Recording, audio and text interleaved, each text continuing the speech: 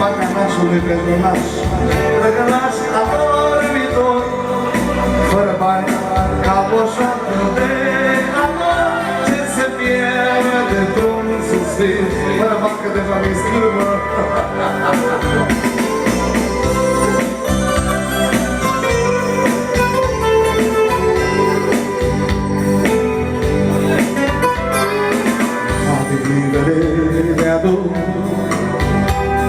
Aș vrea ființa să înțeleagă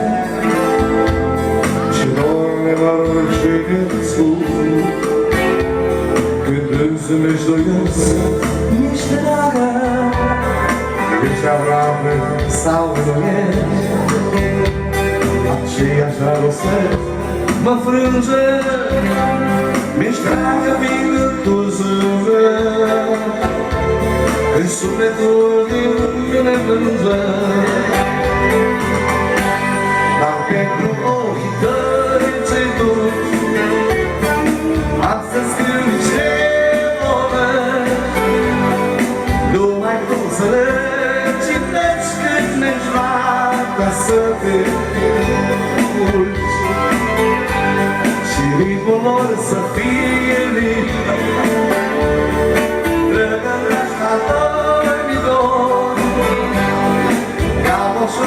De amor, ce se pierde într-un suspin.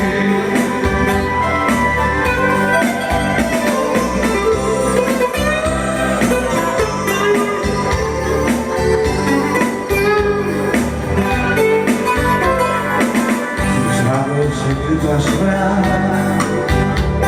să-și fie fătura ta din minte, tu stăpânești ființa grea și toate gândurile sfinte. Ești aproape sau nu ești, și ești dragoste mă frânge, ești dragă mine tu zâmbet, ești sufletul din mine plânge, dar pentru ochii tăi și tu, astăzi scriu niște povești, numai tu scâmpești și căci când își va să te buci, și ritmul să fie liber,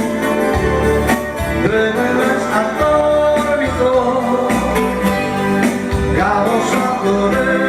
amor, ce se pierde într-un suspin.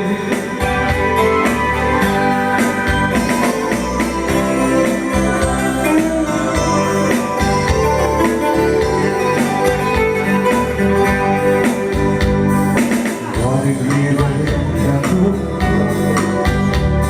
aș vrea ființa să înțeleagă ce dorme mărginit în sus, când însumi-și doios ești dragă, ești aproape sau nu ești,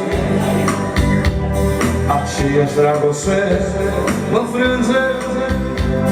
ești dragă mie tu zâmbet,